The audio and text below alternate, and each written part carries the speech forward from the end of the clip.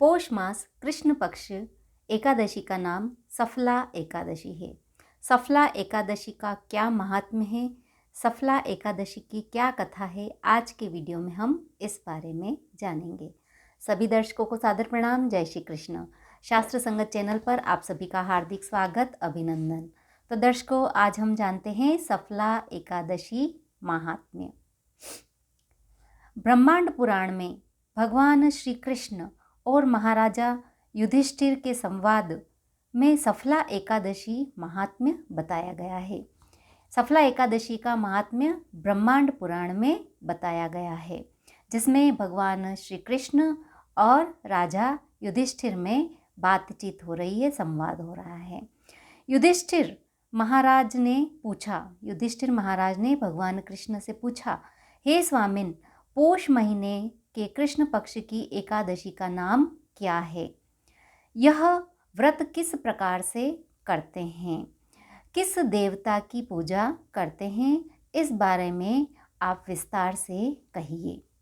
भगवान श्री कृष्ण ने कहा, राजेंद्र, बहुत बड़े बड़े यज्ञ करने से जो आनंद प्राप्त होता है, उससे अधिक आनंद इस व्रत का पालन करने वाले से मुझे होता है।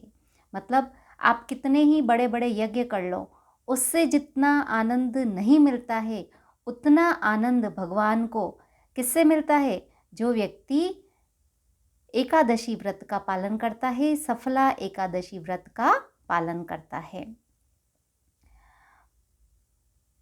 यथाशक्ति विधि पूर्वक हर एक व्यक्ति को यह व्रत करना चाहिए। भगवान नारायण की पूजा करनी चाहिए।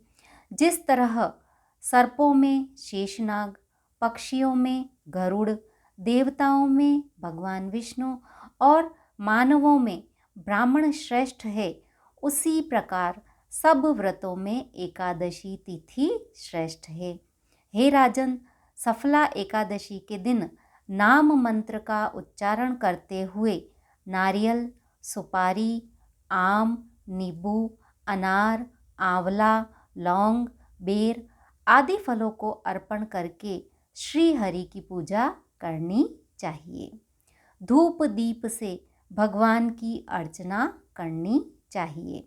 सफला एकादशी को विशेष करके दीपदान करने का भी विधान है। रात को वैष्णवों के साथ भगवत कथा कीर्तन करते हुए जागरण करें।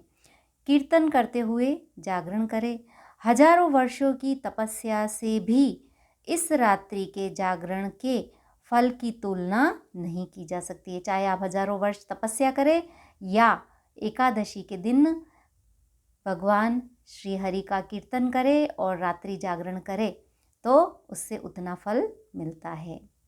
तो यह एकादशी का महात्म्य भगवान श्री कृष्ण ने युधिष्ठिर को सुनाया। अब भगवान कहते हैं युधिष्ठिर से कि अब तुम, हे राजा, इस मास की जो एकादशी है, पौष मास कृष्ण पक्ष की एकादशी है, इसकी कथा सुनो। हे नृपश्रेष्ठ, अब इस सफला एकादशी की शुभदायी कथा सुनो। प्राचीन काल में चंपावती नामक सुंदर नगरी महाराज माहिष्मता की राजधानी थी। उन्हें 5 पुत्र थे। राजा थे माहिष्मता, तो उनके चंपावती राजधानी थी और उनके कितने 5 पुत्र थे। ज्येष्ठ पुत्र हमेशा पाप कर्म करते हुए, जो सबसे बड़ा पुत्र था, 5 बेटे थे राजा के, तो ज्येष्ठ पुत्र हमेशा पाप कर्म करता था, पर स्त्री संग और वेश्यासक्त था। पर स्त्रियों का संग करता था और वेश्यासक्त था। अपने पिता का धन पाप कर्मों में नष्ट करता था। वह पुत्र पिता का जो धन होता था वह पाप कर्मों में नष्ट करता था। वह दुराचारी, वह जो पुत्र था, ज्येष्ठ पुत्र, वह ब्राह्मण, वैष्णव, देवताओं की निंदा करता था। वह ब्राह्मणों की, देवताओं की, वैष्णवों की निंदा करता था। उसके इन पाप कर्मों को देखकर राजा ने उसका नाम लुम्भक रखा। उसके कर्म अच्छे नहीं थे तो राजा ने अपने सबसे बड़े बेटे का नाम क्या रखा? लुम्भक। कुछ दिनों पश्चात पिता और दूसरे भाइयों ने उसे राज्य से निकाल दिया। उसके कर्म अच्छे नहीं थे तो पिताजी ने और दूसरे भाइयों ने उसे अपने राज्य से निकाल दिया। लुम्भक गहन वन में चला गया। लुम्भक कहाँ चला गया? गहन वन में चला गया। वन में रहते हुए लुम्भक यात्रियों को लूटने लगा। फिर वह वन में रहता था तो क्या करने लगा? जो वहाँ आने जाने वाले थे उनको लूटने लगा। एक दिन नगर में चोरी करने लुम्भक गया। लुम्भक नगर में चोरी करने गया तो सिपाहियों ने उसे पकड़ लिया। अपने पिता का नाम कहने पर सिपाहियों ने उसे छोड़ दिया। वह वापस वन में गया और मांस फलाहार पर जीवन निर्वाह करने लगा। वह दुष्ट प्राचीन बरगद पेड़ के नीचे विश्राम करता था। वह पेड़ अत्यंत प्राचीन होते हुए उस वन में उस वृक्ष को महान देवता माना जाता था। वह बरगद के पेड़ के नीचे विश्राम करता था और वह जो पेड़ था बड़ा ही प्राचीन पेड़ था तो उसे उस वन में उस वृक्ष को देवता माना जाता था, बरगद को। बहुत दिनों पश्चात संचित पुण्य प्रभाव से उसने एक दिन अनजाने एकादशी व्रत का पालन किया। अनजाने में ही उसने एकादशी व्रत का पालन किया। पोष महीने की कृष्ण पक्ष की दशमी को लुम्भक वृक्ष के फल खाकर और वस्त्रहीन रहने से रात भर ठंड में सो नहीं सका। पोष मास था, ठंड ज़्यादा पड़ती है। कृष्ण पक्ष की दशमी तिथि थी और उसने क्या किया? खाली फल खाए और वस्त्रहीन रहने से रात भर ठंडी में वह सो नहीं सका, मतलब रात्रि जागरण हो गया उसका। लगभग वह बेहोश हो चुका था। ठंड से कांपते हुए वह बेहोश हो गया लुम्भक। सफला एकादशी के दिन भी वह बेहोश ही रहा और फिर दूसरे दिन एकादशी थी और वह उस दिन भी बेहोश ही रहा। दोपहर में उसे होश आया। उठकर अथक प्रयास से चलते हुए भूख से व्याकुल वह गहन वन में गया। फिर बड़े प्रयास से वह उठा और फिर वन की तरफ वह गया क्योंकि उसे बड़ी भूख लग रही थी। जब फलों के साथ वह लौटा तब सूर्यास्त हो रहा था। वन में गया, फल लेकर आया और फिर पुनः वह बरगद के पेड़ के नीचे आया। तब क्या हो रहा था? सूर्यास्त हो रहा था। फल लेकर आया वन से, इसलिए उस फलों को वृक्ष के मूल में रखा।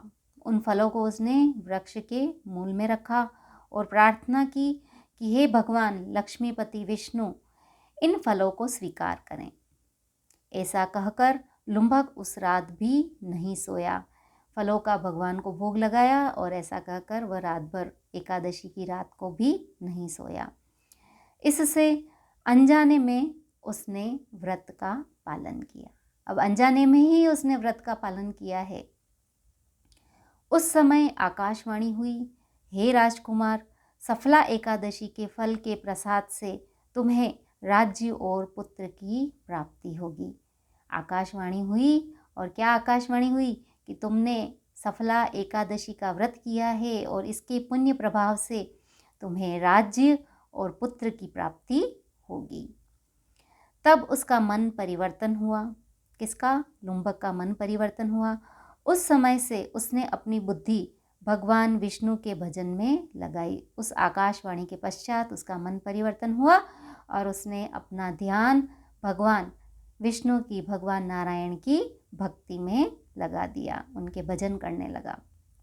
उसके बाद वह अपने पिताश्री के पास लौट गया। फिर वह अपने पिताजी के पास पुनः चला गया। पिताजी ने उसे राज्य दिया। अनुरूप राजकन्या के साथ विवाह करके बहुत वर्षों तक उत्तम राज्य करता रहा। पिताजी ने उसे राज्य दिया और उसी के अनुरूप उसकी राजकन्या से उसका विवाह करवाया और फिर उसने कई वर्षों तक राज्य किया। भगवान विष्णु के वरदान से उसे मनोज नामक पुत्र की प्राप्ति हुई। मनोज जब राज्य संभालने योग्य हुआ तब लुम्भक ने आसक्ति रहित होकर राज्य का त्याग किया। जब बेटा बड़ा हो गया तो लुम्भक ने राज्य की आसक्ति को त्याग दिया और अपने पुत्र को राज दे दिया, राज्य संभालने को दे दिया और भगवान श्री कृष्ण के शरणागत हो गए। राज्य का त्याग कर दिया और भगवान कृष्ण की शरणागत हो गया, उनकी भक्ति में लीन हो गया। इस प्रकार से सफला एकादशी के व्रत प्रभाव से इस जन्म में उसे सुख प्राप्त हुआ, साथ ही मृत्यु पश्चात भी मोक्ष की प्राप्ति हुई। उस लुम्भक ने, राजा ने अनजाने में सफला एकादशी का व्रत किया और उस व्रत के प्रभाव से उसे पुत्र की प्राप्ति हुई, पुनः राज्य की प्राप्ति हुई और वह राज्य करता हुआ भगवान कृष्ण की भक्ति में लीन हुआ। इस जन्म में उसने सारे सुख भोगे और मृत्यु पश्चात भी उसे मोक्ष की प्राप्ति हुई। सफला एकादशी के पालन से तथा महिमा सुनने से मनुष्य को राजसूय यज्ञ की प्राप्ति होती है। जो व्यक्ति सफला एकादशी व्रत करता है और इसकी महिमा को जो सुनता है, उसे राजसूय यज्ञ के फल की प्राप्ति होती है। तो दर्शकों, आज हमने सफला एकादशी का महात्म्य और सफला एकादशी की कथा सुनी। वीडियो पसंद आया हो तो लाइक कीजिए, शेयर कीजिए। चैनल को अगर आपने अभी तक सब्सक्राइब नहीं किया है तो कर लीजिए, बेल आइकन को प्रेस कर लीजिए ताकि आने वाले समय में मैं जो भी वीडियो प्रेषित करूं उसकी नोटिफिकेशन आप तक पहुंच सके। धन्यवाद। जय श्री कृष्ण।